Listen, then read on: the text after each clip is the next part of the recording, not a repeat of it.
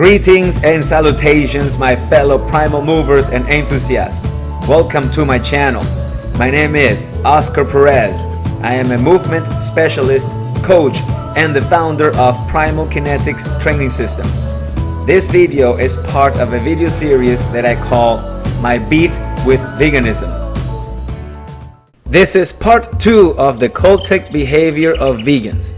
In part 1, I introduced a list of cultic characteristics created by ICSA, the International Cultic Studies Association, and the BITE model by Steve Allen Hassan. Here, I'm going to use examples of groups, organizations, and individuals that fight for animal rights by comparing them to the ICSA list and the BITE model. This subject requires much scrutiny. Therefore, it is going to need some time to be dissected properly. Hence, my decision to make several videos, no longer the 15 minutes, to address this issue. Thanks in advance for understanding. For good measure, 2 organizations are going to be used for the purpose of this matter, as well as 2 groups and 2 individuals. Even though doing this is going to make this subject even longer, I want to be very thorough and do not leave anything to doubt.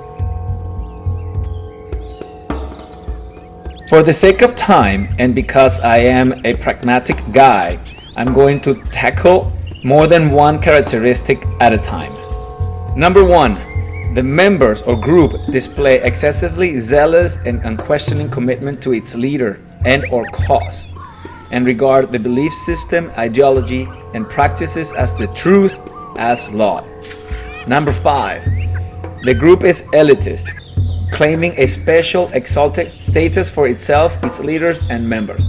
Number 6, the group has a polarized us versus them mentality, which may cause conflict with the wider society.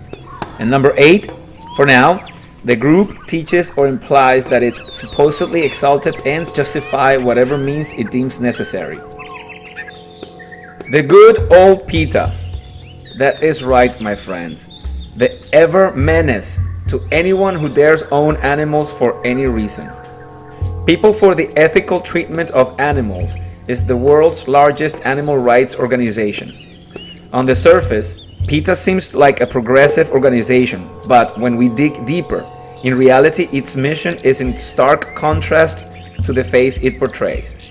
With over 3 million members and supporters, PETA works to save these animals trapped in factory farms and laboratory testing facilities, as well as to stop violence toward domesticated animals. And yet, the former vice president and director of campaigns from PETA, Bruce Friedrich, said once that being destructive is a great way to bring about animal liberation. Listen to this. In 2014, 2 women in a PETA van stole a Chihuahua from a family's porch in Virginia. The 2 women returned 3 days later with a basket filled with fruit and told the owner his dog had been euthanized. So lovely. PETA has been caught distributing a comic entitled "Your Mommy Kills Animals" to children of women wearing fur. So tolerant, these people. The second organization that I'm going to use as an example is the PCRM. Not many people know about them. The Physicians Committee for Responsible Medicine is a non-profit research and advocacy organization which promotes a vegan diet, preventive medicine, and alternatives to animal research. What many do not know is that this organization has very little to do with the health of people and more to do about animal rights. They receive most of their money from wealthy animal rights advocates and groups like Nancy Alexander and PETA. Even the American Medical Association has deemed them as a fringe organization that uses unethical tactics and is interested in perverting medical science. Also, the American Academy of Neurology has denounced PCRM for engaging in a multi-year crusade against the March of Dimes, including protests directed at march walkers, volunteers, and donors. PCRM even promotes strict vegan diets for children despite numerous cases of malnutrition in children, like the case in 2005 of 3 Arizona children who were found emaciated and extremely malnourished from their vegan diets. Next on the list is the Direct Action Everywhere, or DXE. The DXE is an international grassroots network of animal rights activists founded in 2013 in the San Francisco Bay Area. Of course, it has to be San Francisco. DXE activists continue with disruptive protest and sometimes also non-violent direct action tactics to further their cause. Their goal is to build a movement that can eventually shift culture, more like indoctrination, into a cult, and change social and political institutions. Their aim is for total animal liberation and the creation of a law requiring species equality. Wayne Seong is the founder of this group. In January of 2013, 6 DXE activists demonstrated in front of a meat counter at a Sprouts Farmers Market, where they were telling everyone there that the items being sold behind the counter were not food, but the torment and suffering of billions of our friends in factory farms and slaughterhouses. Ooh. In November of 2015, DXE became one of the most visible backers of an action known as the Liberation Pledge, with co-founder Wayne Seong authoring a piece in the Huffington Post announcing the pledge, which goes as follows. The pledge is simple. 1. Publicly refuse to eat animals. Live vegan. 2. Publicly refuse to sit where others are eating animals. And 3. Encourage others to take the pledge.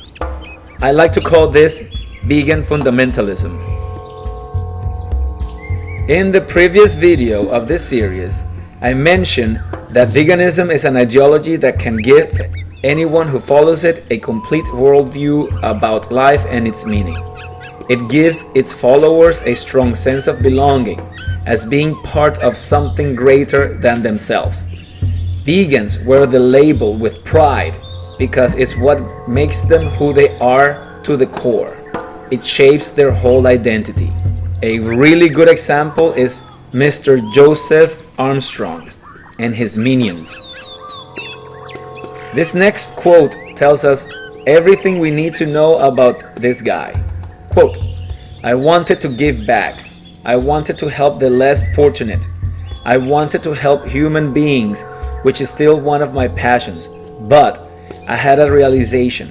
There were a group of innocent beings who needed my help the most. A group of beings who weren't even recognized by society as victims. A group of beings so persecuted, so exploited, and so abused that it dwarfed any human genocide in comparison. The animals were screaming for help and very few were listening. So I decided to answer their calls and began speaking for them with all my heart. Close quote. Mr. Carbstrong might look frail, which he is, but his vicious attacks toward anyone who he deems the enemy have made him famous in vegan circles and infamous for the rest. Look at this gem by the Daily Mail. It's the same way Nazis killed Jews. Militant vegan who ridiculed a heartbroken Australian dairy worker who was forced to close her family farm compares the meat industry to the Holocaust. Vegan Joy Carbstrong, 32, appeared on the Today Show on Tuesday morning. He compared the meat industry to the killing of 6 million Jews in World War II. We are killing millions of pigs and they are screaming in gas chambers, he said. Jewish activists have called the comparison highly offensive. This is very common to see coming from many vegan activists. Do you think that is worthwhile having a conversation with someone who looks at you like you are a murderer? Because that is how they see us, meat eaters. And now, with no further ado, allow me to introduce one of the most obnoxious, mental, and ugliest vegan I have had the pleasure to watch online. Miss Freely the Banana Girl. The crowd goes wild. Her given name is not really important. This following video clip shows what kind of person she is.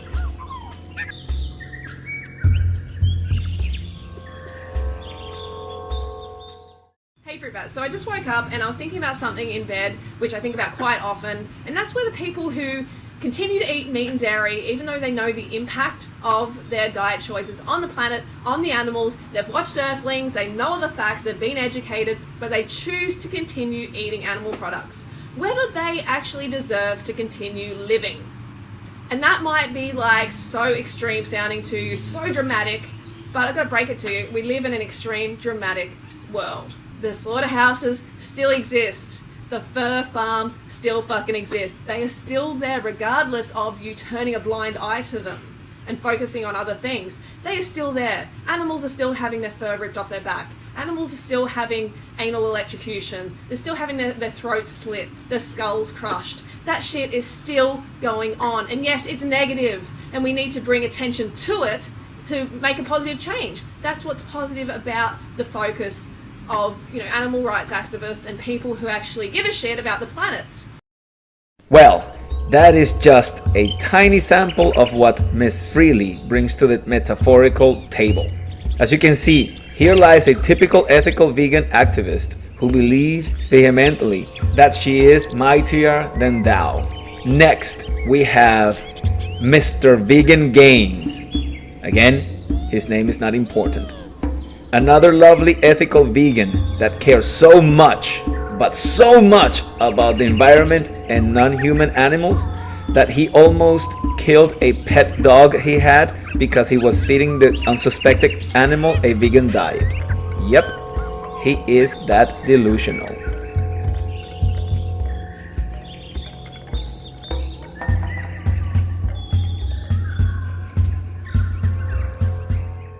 So this is our baby. Her name's Lucy. Yes. And what kind of breed is she? Oh no. Hi everyone. So today I just wanted to talk about what happened to my wolf dog Lucy. A lot of you have been asking about her because if any of you have been watching my vlogs lately, she hasn't been in any of them. And the reason for that is we adopted her out to a different family, so she's not living with us anymore. I'm not going to share any photos of where she's living right now because, people could probably upload the image onto Google, do a search, and then find out, where she's living right now, where her family's living, who these people are. And I don't want anyone to dox anyone and get harassed. So the reason we adopted her out is because she wasn't having a good quality of life living with us. She developed really, really bad anxiety issues, and it progressively got worse to the point where it just wasn't ethical letting her live here anymore. It has nothing to do with the whole vegan diet. She was doing perfectly fine on her vegan diet. What happened was, just a short time after we first got her, she had a traumatic incident on the subway. Jasmine took Lucy to the vet, for a normal checkup when she was still just a little puppy, a few months old. If you thought for a second that is all, next video clip is from when he and Bering were having an online kerfuffle. Murder is a crime where a person kills another person without justification. Killing an animal for consumption isn't murder. Yeah, Bering, let's play word games and use euphemisms to justify morally abhorrent behavior. How about I just take my gun and put you out of your fucking misery? I'm not murdering you, I'm just putting you out of your misery. That sounds much nicer, doesn't it? I don't think I was being pedantic about the definition of murder. It's important to understand what words mean. Otherwise we can find ourselves in all sorts of bother. It's not murder, it's putting you out of your misery. It's not murder, it's extermination. It's not murder, it's blowing your fucking brains out. Please remember, don't forget, that I'm only using ethical vegan activists and advocates for this comparison. Not all vegans are like these people. Most of them mean well, have an open mind, and are willing to at least listen to the counter arguments. That is it for this one. On the next episode of my series, My Beef with Veganism, and part 3 of this particular subject, I will address more cultic characteristics, but I believe that you can see the picture here. Thanks for watching. Until next time, bye.